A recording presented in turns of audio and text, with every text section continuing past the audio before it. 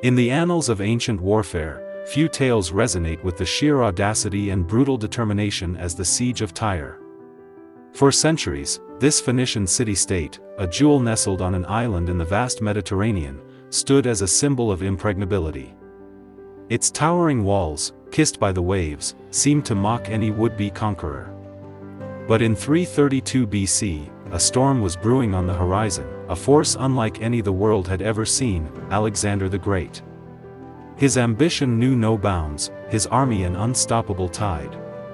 Yet, Tyre, proud and defiant, dared to stand in his path. This was not merely a battle for territory, it was a clash of wills, a testament to human ingenuity, and a brutal display of power that would forever alter the course of history and the very landscape of the ancient world. Alexander's campaign to dismantle the Persian Empire was a whirlwind of strategic brilliance and overwhelming force.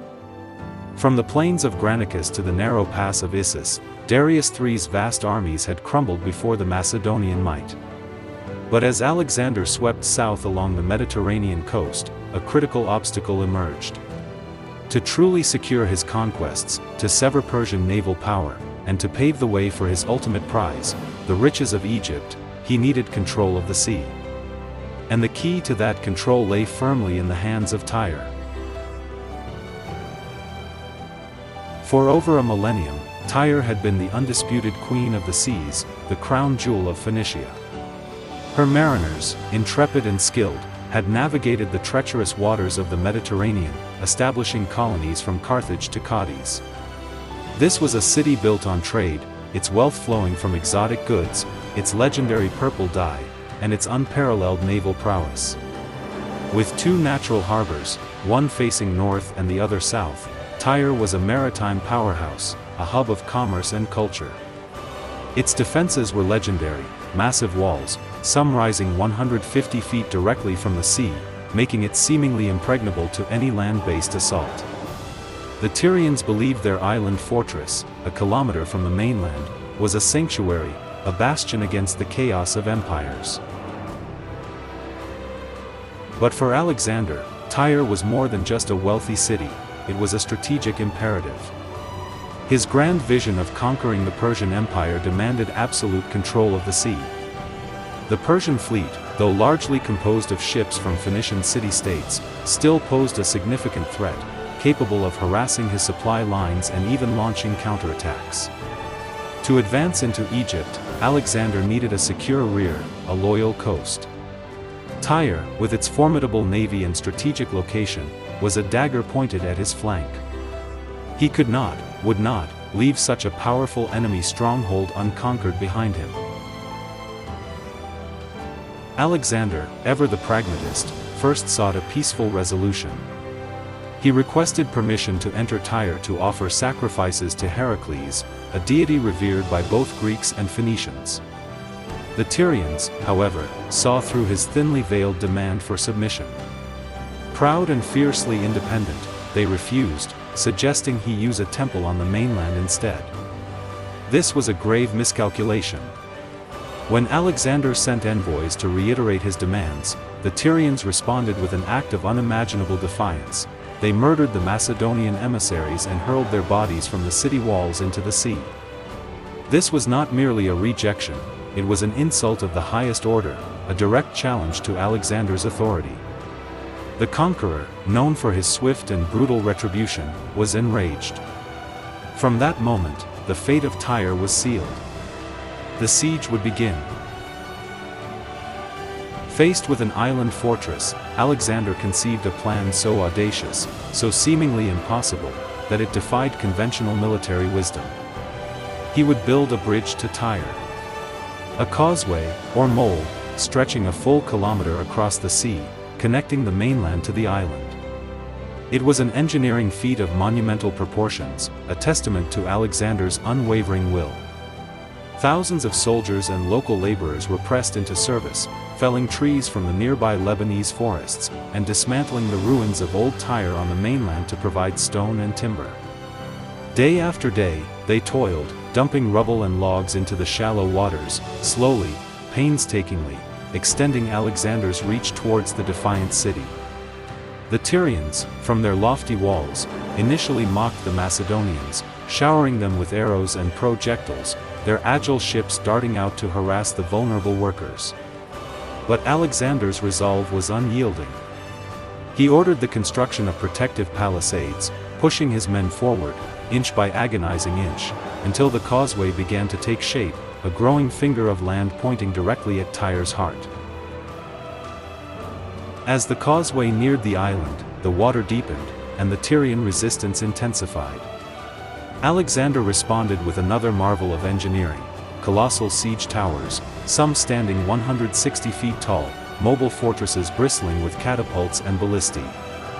These behemoths, protected by layers of rawhide against fire, were slowly pushed towards Tyre, their engines raining down destruction on the city walls. But the Tyrians, masters of naval warfare and cunning, had a devastating counterplan. They prepared an old horse transport ship, laden with pitch, sulfur, and dried branches.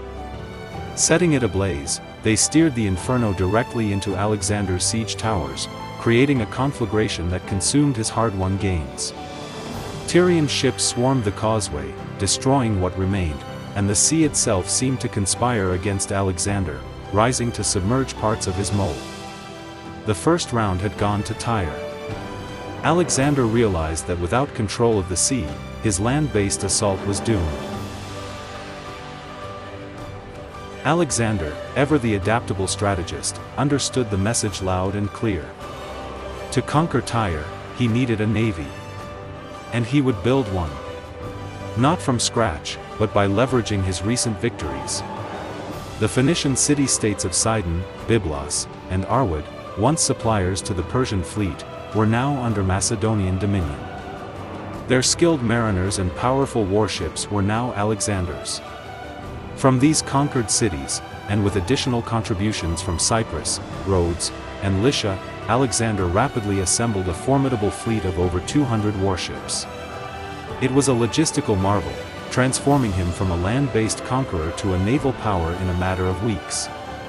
The sight of this massive armada, sailing towards Tyre, must have struck fear into the hearts of the Tyrians. Their naval supremacy, their shield against the world, was about to be shattered. The stage was set for the final, decisive confrontation. With his newly assembled fleet, Alexander initiated a relentless naval blockade.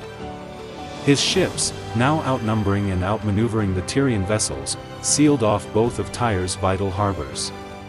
No supplies could enter, no reinforcements could arrive, and no Tyrian ship could escape. The once proud Tyrian navy, now trapped within its own defenses, could only watch as their city slowly began to choke.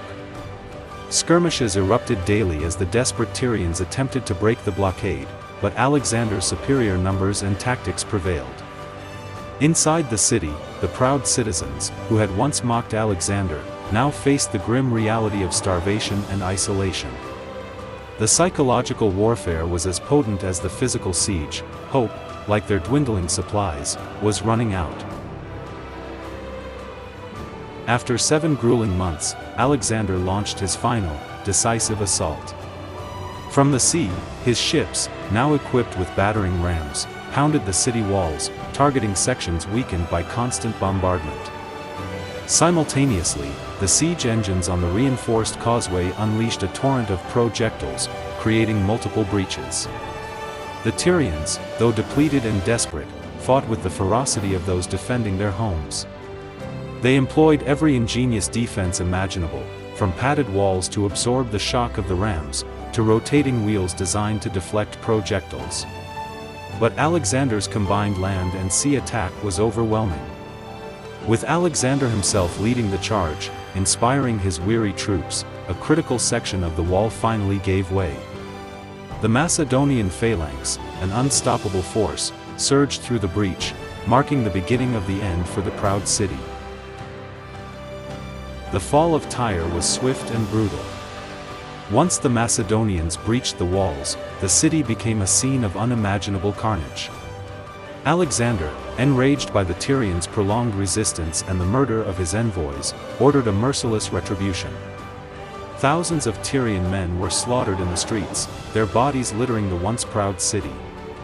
Those who sought sanctuary in the temple, including King Azamilchus and his family, were spared, but the vast majority faced a horrific fate. According to ancient accounts, 8,000 Tyrians were massacred, and 2,000 men who survived the initial onslaught were crucified along the coastline, a chilling warning to any who dared defy Alexander. The remaining 30,000 inhabitants, primarily women and children, were sold into slavery. The jewel of Phoenicia, a city that had withstood countless sieges, had finally fallen, its wealth plundered, its people scattered, its very existence irrevocably altered by the will of one man. The fall of Tyre was a brutal demonstration of Alexander's ruthlessness, a chilling warning to any who dared to defy him. The city, once a beacon of prosperity, lay in ruins, its population decimated or enslaved. The crucifixion of 2,000 Tyrian men along the coastline served as a stark, unforgettable monument to their defiance and Alexander's vengeance. This was the grim price of resisting the conqueror. Yet, for Alexander, the victory was strategically paramount. With Tyre subdued, the entire eastern Mediterranean coast was now secure. The Persian naval threat was neutralized, and the path to Egypt, a land rich in resources and symbolic power, lay wide open. The 7-month siege, though costly in Macedonian lives and resources, had yielded immense strategic dividends, solidifying Alexander's control over a crucial segment of his burgeoning empire. The causeway, Alexander's audacious bridge to conquest, became a permanent fixture, forever altering the geography of Tyre. What was once an island city, now became a peninsula, a lasting physical testament to Alexander's will. The Siege of Tyre stands as one of the most remarkable feats of military engineering and strategic determination in ancient history. It showcased Alexander's adaptability, his ability to overcome seemingly insurmountable obstacles, and his willingness to employ brutal force to achieve his objectives. This victory was not just a conquest, it was a declaration, a statement of absolute power that resonated throughout the ancient world. From the ashes of Tyre, Alexander marched on, his legend growing with every step, but the memory of the island city that dared to defy him, and the extraordinary means by which it was brought to its knees, would forever be etched into the annals of time. The Siege of Tyre, a brutal 6-month struggle, remains a pivotal moment in the saga of Alexander the Great. It was a battle that showcased his unparalleled strategic mind, his engineering prowess, and his unyielding will. But it also laid bare the harsh realities of ancient warfare, the immense human cost of conquest, and the tragic fate of those who dared to stand against an empire.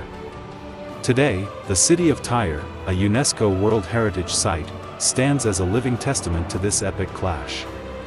The causeway, once a temporary bridge of war, is now a permanent part of its landscape, a silent monument to Alexander's ambition. The echoes of that ancient struggle resonate still, reminding us of the forces that shaped our world, the rise and fall of empires, and the indelible mark left by extraordinary individuals on the canvas of history.